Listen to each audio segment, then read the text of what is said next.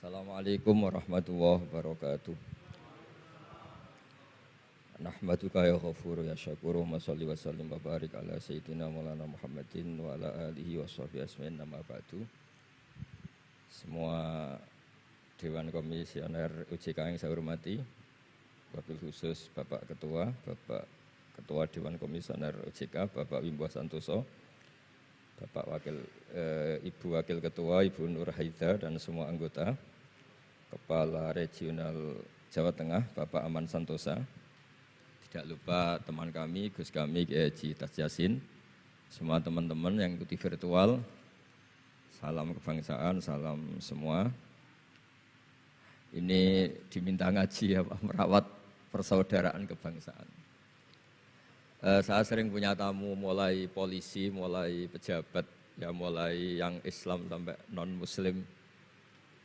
Saya sering cerita bahwa hal-hal yang jadi fitrah manusia itu ya keinginan dasar manusia itu ya senang damai, senang bersaudara. Karena hal itu fitrah itu desain awal manusia itu suka damai. Jadi kalau untuk konflik itu butuh pemicu, tapi kalau untuk damai itu tidak butuh pemicu. Sehingga orang di mana-mana bisa rileks ya, rileks di terminal, rileks di jalan, rileks di warung-warung kopi, rileks di kedai-kedai. Nah, konflik itu ya dimulai dari pemicu, entah rebutan pacar, entah rebutan harta, entah rebutan jabatan. Sehingga karena ada rebutan-rebutan itu terus ada pemicu, nah itu yang melahirkan konflik. Nah harus dicamkan, ditanamkan bahwa kepentingan berbangsa ini di atas kepentingan kita, di atas nafsu kita, di atas keserakahan kita, sehingga kita mudah damai. Itu rumusnya kiai-kiai ya, saat tentu di sini pakai solusi yang ala kiai ya, karena tentu mereka ingin mendengar versi kiai. Kalau versi polisi mungkin ya tegakkan hukum. Kalau versi bank atau OJK ya kalau nasabah nakal ya jangan dikasih kredit lagi. Kalau versi mertua ya kalau mantu nakal ya dipulangkan, anaknya ditarik kembali. Jadi versi itu banyak ya. Kalau versi imigrasi ya mungkin dicabut paspornya gitu. Kalau versi kiai itu melihat dunia ini sederhana. Banyak orang-orang tasawuf, saya ini cerita tasawuf, cerita yang ringan-ringan saja. Orang tasawuf itu kalau makan, itu satu piring ternyata kenyang. Gitu. Minum satu gelas ya sudah puas. Ya. Terus dia cerita, ngapain saya butuh uang banyak, satu piring ya sudah cukup. Gitu. Kalau tidur gitu ya, tidur di satu kamar ya tidur, bangun ya sudah puas.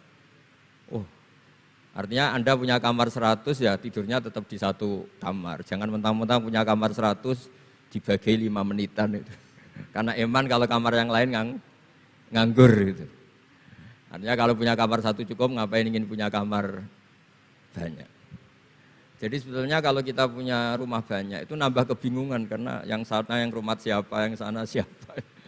Ya kalau dianggap prestasi, kalau dianggap tambah bingung karena mau tidur saja di rumah mana ya gitu. Di kamar mana ya? Kalau miskin kan enak, sudah itu aja, gak ada banyak pilihan. Artinya dengan cara seperti itu sebetulnya merajut kebangsaan itu lebih mudah karena awal dari segala perpecahan, segala konflik itu mau menang sendiri.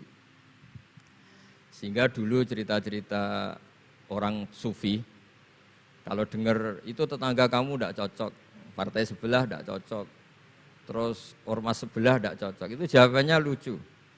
Sebetulnya saya sebagai manusia kalau ada orang tidak cocok itu tersiksa, tapi bagus lah. Kalau tidak cocok itu tidak utang saya, tidak pinjam uang saya, tidak pinjam mobil saya. Sehingga jadi gampang gitu. Artinya jadi gampang itu ya orang yang baik sama kamu ya baik, karena Anda punya mitra, punya teman. Yang sedang nggak seneng kamu juga baik. Di mana-mana orang pinjam uang itu gara-gara seneng, gara-gara cocok. Jadi tidak cocok ya ada berkahnya sendiri. Jadi dengan cara pandang seperti itu hidup itu rileks. Gitu. Nah, itu kalau teman-teman yang utang itu pasti temennya itu. Ada musuh kamu utang kamu. Jadi musuh ya punya berkah sendiri. Gitu. Tapi jangan musuh yang sampai nikah, menembak itu enggak berperadaban. Gitu. Suatu saat Imam Syafi'i itu pernah didatangi orang itu, ketemu beliau cium tangan hormat. Setelah di luar ternyata orang itu mencaci maki. Coro Jawa ngerasani tadi kata Pak Wimbah karena orang Solo itu ngerasani. Ketika Imam Syafi'i dilaporin orang itu di depan Anda menghormati, kalau di luar itu ngerasani itu menghina, ngata-ngatain. Jawabnya Imam Syafi'i lucu. Alhamdulillah berarti saya wibawa katanya. Di depan saya tidak berani. Dijawab enteng saja, tidak dijawab serius. Berarti saya wibawa, di depan saya buktinya tidak berani. Nah Islam itu ngajari itu semua. Ngajarin ketika kita disenengin orang banyak itu ya poin atau aset.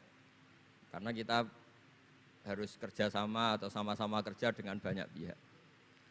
Tapi kalau ada orang lain yang sedang tidak senang atau tidak cocok, itu juga ada berkahnya sendiri karena dia bisa mandiri. Itu kalau mantu-mantu itu tidak tukaran sama mertuanya, itu tidak mandiri-mandiri. Disuruh mertuanya mangan ramangan kumpul, yuk tambah suwe tambah goblok itu, tambah lama tambah goblok itu. Baru gara-gara terlalu cocok kan. Kalau agak-agak tukaran, agak-agak konflik itu malah cepat mandiri. Sehingga merajut kebangsaan itu ya harus dipikir secara luas. Ada teman-teman yang mungkin nggak mau pulang kampung, maunya tetap di Belanda, di Amerika. Tapi ternyata niatnya memfasilitasi kalau ada mahasiswa yang ke sana, ada yang dijujuk gitu. Ada yang dijujuk, sehingga bangsa ini bisa menimba ilmu di berbagai negara. Termasuk dulu di Mekah itu ada namanya Syekh Mukhtar. Itu semua dulu nggak ada hotel, semua orang haji pasti numpang dalamnya atau rumahnya Syekh Mukhtar. Beliau nggak pulang karena jagani semua yang haji di Indonesia biar gampang. Artinya jangan kira teman-teman yang sedang di Mekah atau di Medina atau di Eropa atau di Amerika terus anti kebangsaan, enggak juga. Ternyata mereka bisa memfasilitasi kita saat kita di sana. Wawasan kebangsaannya juga hanya menjadi fasilitator atau menjadi mediasi atau jadi sarana kalau ada teman-teman ke sana. Begitu juga para wali. Ini cerita, mungkin cerita yang enggak ada di OJK, cerita wali Pak Wimbo. Wali itu kalau disuruh mikir kredit, disuruh mikir cara bantu orang miskin itu ya enggak pati bakat gitu. Tapi komunikasinya langsung sama yang punya. Jadi alam raya ini dengan segala variannya itu milik Allah Subhanahu wa taala. Jadi kalau Anda ingin merubah lakonnya wayang, itu enggak usah ngerayu Gatot Kaca disuruh jadi Semar atau disuruh jadi Bagong, itu susah, mereka enggak mau. Pasti mempertahankan karakter masing-masing. Itu ngerayu dalangnya saja, ini lakonnya diganti gitu. Nah wali itu gitu, kalau merubah Indonesia itu ya komunikasinya sama Allah. Karena yang mengendalikan alam raya ini Allah Subhanahu wa ta'ala. Kita tidak bisa mengendalikan pikiran orang. Sering ada orang itu, ini cerita yang ringan-ringan saja, tapi barokahnya cerita ini nanti gampang merajut persaudaraan. Bapak itu, bapak saya, Kiai Haji Nur Salim, itu paling suka itu sama orang yang agak sombong. Sombong itu ya ketua RT sudah bangganya Masya Allah. Dia punya motor satu sudah kayak orang paling kaya di dunia. Punya istri yang sebetulnya tidak cantik, ya dia ngira istrinya itu paling cantik di dunia. Dia agak ganteng yang merasa paling ganteng di dunia. Saya dulu ya iskal itu janggal. Kenapa sih kok seneng kancanan orang sombong? Ternyata orang sombong itu orang yang paling gampang syukur. Orang gampang syukur. Tapi kalau ketemu orang yang kelihatannya sopan, apa saya hanya RT, apa saya hanya di OJK, saya ada menteri saya ada presiden. Presiden merasanya presiden di negara ketiga, dunia ketiga, bukan presiden superpower. Ketemu orang-orang yang tidak pernah puas itu kesannya tawadhu, ternyata pasnya itu tidak pernah puas, tidak pernah syukur. Lah yang sombong ternyata tidak sombong, dia gampang syukur, ketua RT aja sudah merasa kayak presiden. Hanya pegawai OJK aja sudah merasa bangga, padahal dibuat suruhan Pak Simbo. Tapi senengnya, nggak disuruh seragam, sudah seragam semua, saking senengnya. Iya, bangga banget ya, bangga banget. Jadi sama, sebetulnya kita jadi warga Indonesia, berKTP Indonesia sudah harus seneng.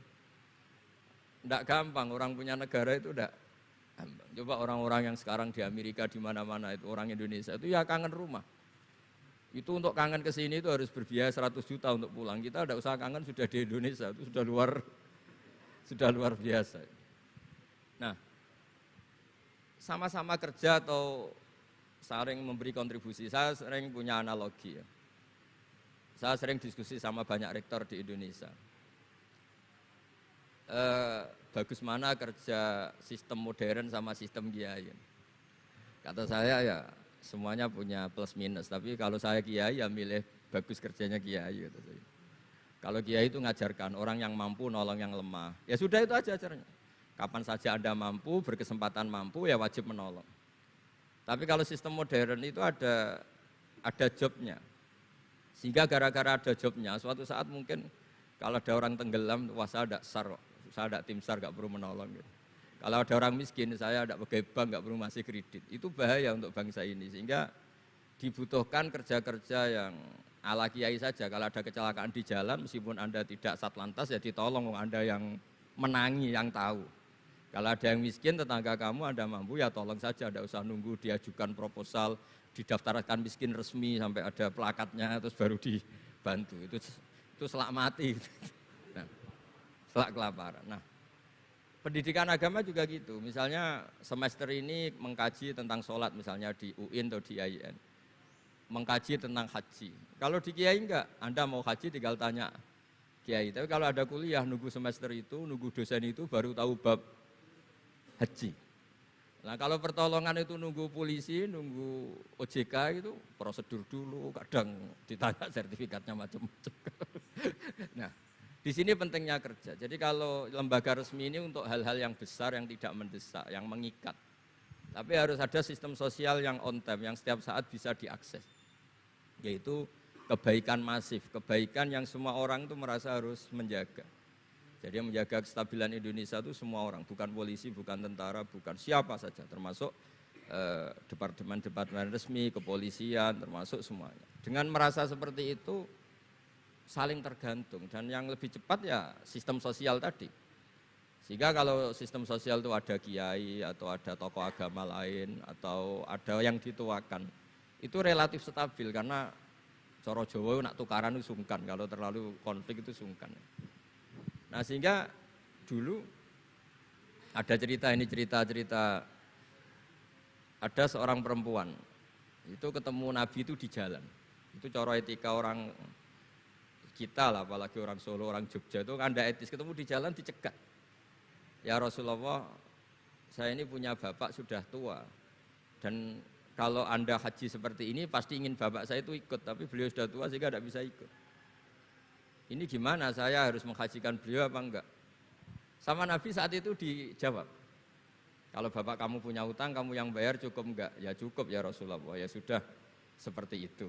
Artinya cukup Anda hajikan. Kemudian oleh Imam Bukhari itu dibabkan lucu, babnya itu unik. Bab boleh tanya tokoh di jalan. Jadi tidak tentang hajinya, tapi tokoh itu harus siap menjawab pertanyaan meskipun sedang di jalan. Tidak usah nunggu sowan di rumah, atau antri inden daftar tamu. Nah, itu jadi pelajaran bagi kita. Jadi kebaikan itu kita wajibkan dulu ke siapapun yang mampu dan berkesempatan.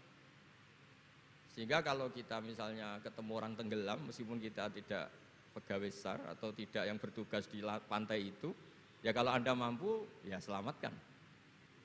Kalau ada kebutuhan tertentu masyarakat, misalnya sakit, Anda berkemampuan minjemin mobil untuk diantar ke rumah sakit, ya kewajiban Anda, bukan nunggu dinas resmi yang mengambil. Jadi kebaikan yang diwajibkan ke dinas resmi ya monggo, kita loyal, kita dukung, kita support. Tapi kewajiban yang diwajibkan atas nama agama bagi yang mampu itu tidak boleh hilang, karena ini yang langsung bersentuhan dengan masyarakat. Coba kemarin pas Covid misalnya, banyak teman-teman saudara kita yang pulang kampung. Ketika lembaga resmi belum ngurus itu, yang ngurus ya keluarga, sanak famili, mereka pulang, mangan ramangan kumpul, ya ada, alhamdulillah ya ada yang kelaparan. Kenapa ada yang kelaparan? Karena sistem sosial itu jalan, orang kok medit atau kikir sama tetangga, sama keluarga itu pasti diadili masyarakat. Dan masyarakat sepakat urusan makan itu sepele, sehingga mereka pulang ya ikut Pak D-nya, Pak Leknya, ikut Mbahnya, itu semuanya bisa makan. Bisa ngopi-ngopi, bisa rokok-rokok, ya tetap santai aja normal. Bahkan banyak yang nganggur itu seneng. Barokahnya nganggur, yang ngutangi tidak nagih katanya. Kalau tidak, jadi ya dianggap ringan saja hal-hal seperti itu. Nah, khawatir saya kalau Saya pernah baca kitab di karangan seorang ulama besar. Al-Hayatul Ulya, otoritas besar dalam satu sistem negara, itu harus diakui sebagai bagian dari kebaikan masif. Jadi kebaikan masif yang nggak boleh hilang adalah kebaikan yang nggak punya otoritas, karena ini jumlahnya lebih besar. Ya tadi misalnya kecelakaan di jalan itu kan tidak bisa kebetulan ada mobil patroli atau mobilnya Satlantas atau lembaga resmi tertentu yang nangani kecelakaan. Yang nangani ya orang-orang di jalan yang menangi itu terus diantar ke rumah sakit atau ngabari keluarganya. Sehingga kata Nabi, kullukum ra'in wa kullukum mas'ulun an ra'iyati. Semua kita ini menjaga kedamaian, menjaga kemajmuan, semua kita jaga sistem sosial, semua kita menjaga kebaikan. Nah dari semua itu dibikinlah di era modern lembaga-lembaga formal. Tapi jangan juga lembaga formal menghilangkan sistem fitrah manusia tadi yang fitrahnya ingin baik dan itu ada di mana-mana dan kapan saja. Dan Allah kalau menciptakan sesuatu itu pasti luar biasa. Saya sering ditanya sama orang-orang, Gus gunane Indonesia seneng cangkruk itu apa? Anggap aja itu tim SAR paling on time katanya. Itu kalau ada orang bingung, yang ditanya pertama yang orang-orang nganggur di pertigaan-pertigaan itu. Ini rumahnya mana? Kalau ada orang bingung yang nanya itu. Kalau ada orang kecelakaan yang nolong ya itu. Artinya sistem sosial yang sudah ada itu nggak boleh diambil alih lembaga. Karena kalau itu iya, kita kekurangan kekuatan sosial. Jadi ini penting saya utarakan supaya kebaikan-kebaikan bersama ini saling melengkapi, bukan saling mengadili, bukan saling merasa paling superior. Saya sering guyonan begini, kalau ada rapat ketahanan pangan, yang rapat itu merasa superior karena punya rumus yang luar biasa. Tapi apa artinya rumus itu kalau petani nggak mau nanam padi? Petani itu tidak usah rapat, tapi nanam padi itu otomatis jaga ketahanan pangan. Sistem sosial juga sama. Di kampung itu kalau ada orang jahat atau sinis, itu pasti nggak punya teman. Monggo Gus Yasin ini rawuh. Ini alhamdulillah Gus Yasin rawuh. Mau Gus? Biar jajar Pak Ketua, dia di situ ada. Oh mau di. Mari Gus. Jangan tetap di mana itu.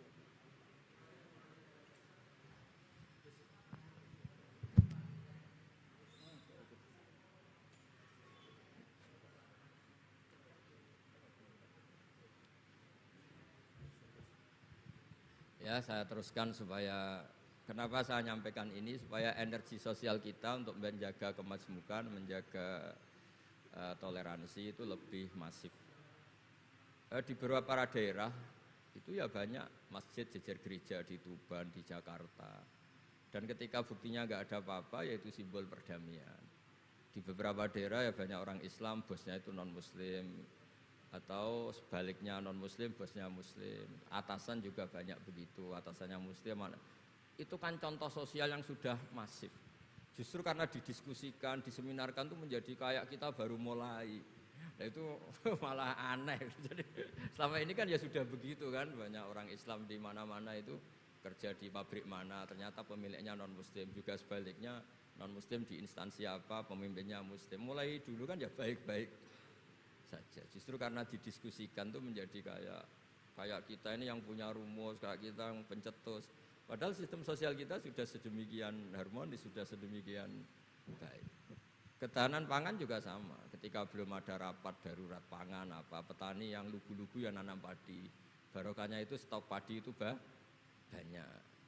Begitu juga mereka melahirkan sistem kerja yang nggak punya ladang, kerja di yang punya ladang. Dan kalau itu didolimi atau nggak digaji, ada embargo sosial, terus tidak mau kerja di situ. Sehingga yang nggak baik juga akan baik karena dipaksa oleh sistem sosial. Jadi sebelum ditangkap polisi karena tidak baik, itu sudah diadili sosial, itu diadili hukum sosial. Nah, hal-hal seperti ini harus jadi perangkat bersama untuk menjaga kebaikan bersama. Makanya saya sering bilang sistem sosial itu segala-galanya.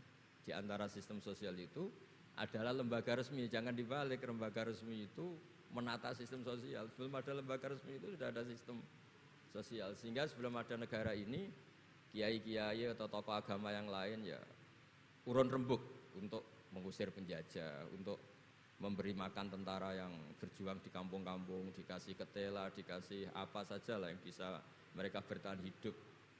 Nah, ini penting diutarakan supaya semua masyarakat itu merasa bahwa mereka ikut dan harus merawat negara ini. Kullukum ra'in wa kullukum mas'ulun an ra'iyati. Semua kalian adalah penjaga dan semua kalian dimintai tanggung jawab Allah, kontribusi Anda terhadap bangsa ini, terhadap komunitas Anda, terhadap sistem sosial Anda.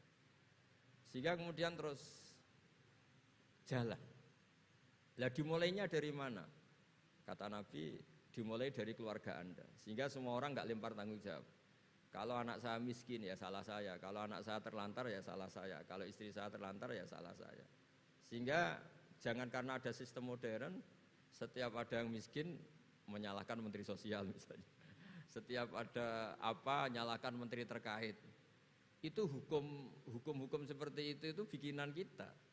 Yang hukum Allah permanen itu ya setiap anak kita terlantar salah kita. Nah barokahnya merasa salah itu tidak mudah menyalahkan orang lain, termasuk tidak menyalahkan instansi tertentu atau departemen tertentu.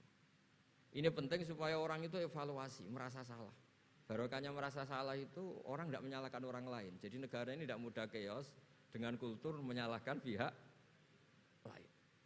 Betapa baiknya agama ini. Jadi kalau berdoa disuruh mulai dengan Rabbana dzalamna anfusana. Ya Allah, saya ini mendolimi diri kita sendiri. Wong yang punya kewajiban saya kok menyalahkan orang lain.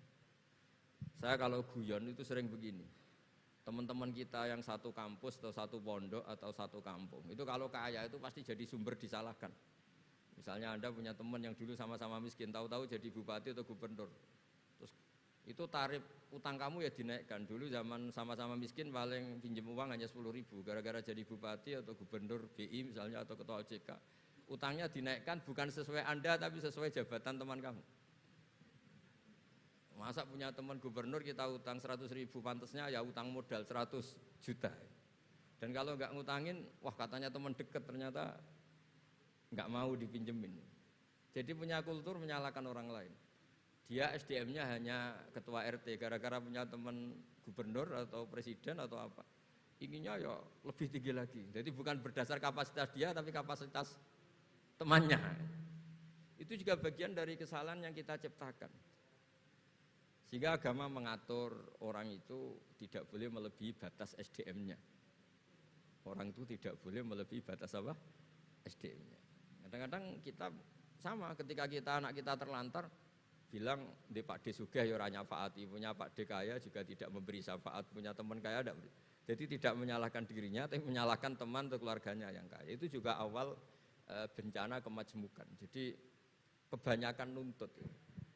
Makanya Nabi berkali-kali ngendikan ketika kamu di zaman akhir wa alika bi khosayati nafsik wada angka amrol amah. Kalau sudah ada badai apa saja, badai ekonomi, badai sosial, atau badai apa saja, urusi diri kamu sendiri. Itu bukan Nabi menanamkan egois itu enggak, justru menanamkan kebersamaan.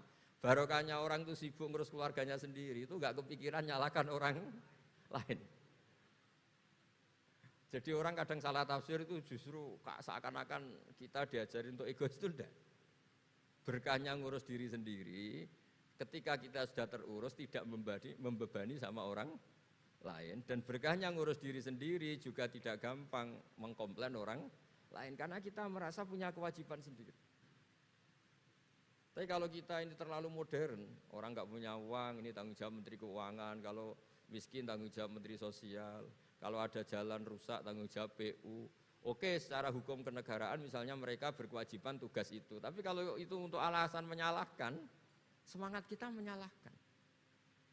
Dan agama itu tidak mengajari seperti itu. Agama itu mengajari Rabbana dzalamna anfusana. Ya Allah, saya ini merasa mendolimi diri sendiri.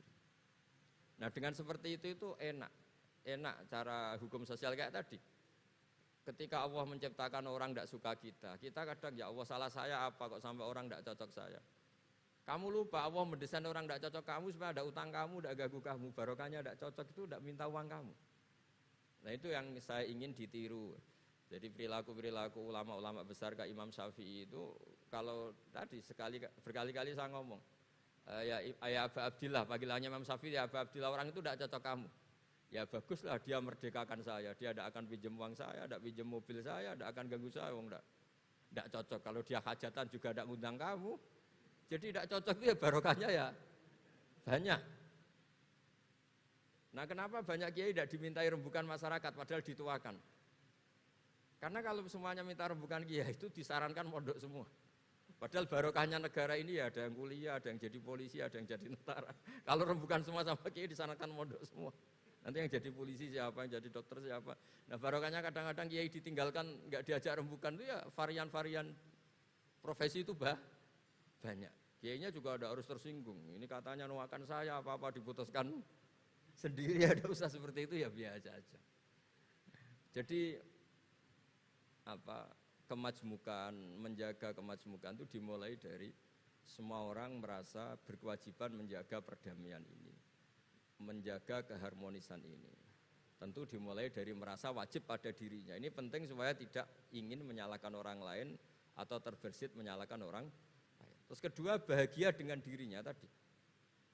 Misalnya orang yang paling miskin di Indonesia, itu ternyata tadi saya utarakan, saya punya kitab-kitab tasawuf banyak. Itu lucu-lucu dan jadi gampang hidup itu. Misalnya dia miskin makan satu piring kenyang. Kenapa saya harus korupsi? Kenapa saya harus mencuri? Wong makan satu piring juga sudah kenyang. Terus dia menghitung orang sampai kaya raya itu makannya sampai meninggal, misalnya 60 tahun, jumlahnya sama orang miskin ternyata jumlah yang dimakan yang sama, jumlah yang diminum ya sama. Terus ada pertanyaan, saya pernah digugat juga pas dalam satu acara. Tapi kalau orang kaya ingin apa saja kan kesampaian Gus, ingin beli mobil kesampaian, ingin beli pesawat kesampaian. Saya tanya, ya orang kaya inginnya tidak seperti itu. Misalnya inginnya mungkin jadi presiden, inginnya jadi gubernur, kan ada aja enggak kesampaian. Tetap aja ada yang enggak kesampaian.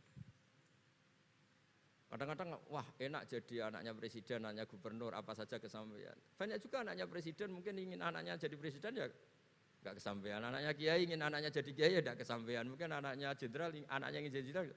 Nah dia nyontohkannya kan, wah kalau jadi orang kaya itu enak, ingin makan di apa saja kesampaian. Masa orang kaya seleranya hanya ingin apa? Makan.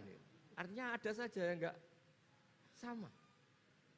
Misalnya orang jadi Raja Arab Saudi, ada aja yang enggak kesampaian. Mungkin bayangkannya ya tidak ada yang demo, tidak ada yang komplain, semua anak yang diinginkan putra mahkota jadi ya tidak gampang kesampaian. Nah, kemudian dia berpikir lagi.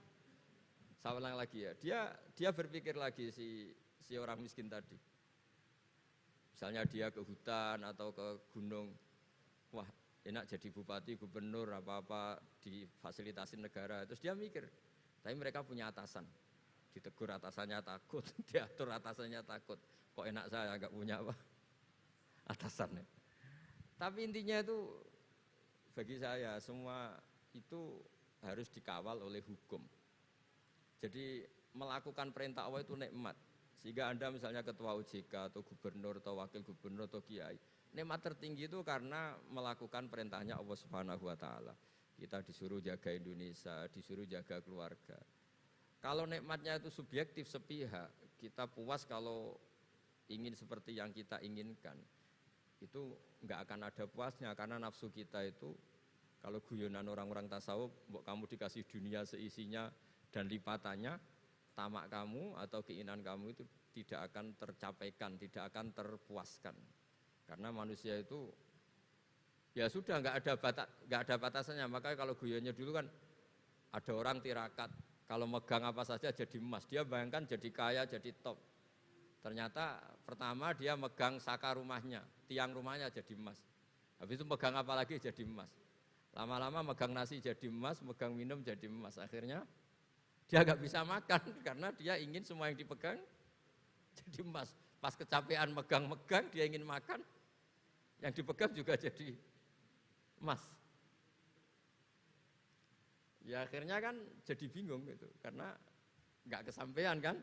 Dia kesampaiannya jadi emas, ternyata kebutuhan dasar dia ingin makan malah tidak kesampaian karena yang dimegang jadi emas. Jadi itu kan contoh. Sejahtera juga sama, Anda bayangkan misalnya Kalau punya mobil, punya uang tabungan, punya apa, semuanya kesampaian enak itu. Semua yang kamu inginkan kesampaian itu enak. Ukuran enak dengan banyak bergantung. Dengan tidak banyak bergantung itu ilmiah mana? Misalnya gini, saya ini bahagia cukup dengan makan 1 piring. Anda bahagia nunggu punya Alphard, punya uang 1 miliar. Lu menggantungkan kebahagiaan dengan banyak sesuatu yang Anda belum miliki itu sudah satu kebodohan kalau orang tasawuf. Cek repot ya, tapi bahagia we kok kakean syarat ya. Makanya saya sering bilang, kalau saya berkali-kali cerita ada orang perempuan datang ke saya, Gus saya ingin kaya. Kebetulan orangnya itu jelek. Saya bilang, kalau kaya yang repot kamu. Kenapa Gus? Setelah suami kamu kaya, sekarang suami kamu kan miskin. Pertama yang dievaluasi apa? Ganti rumah, ganti mobil. Lama-lama ganti Anda, kata saya gitu.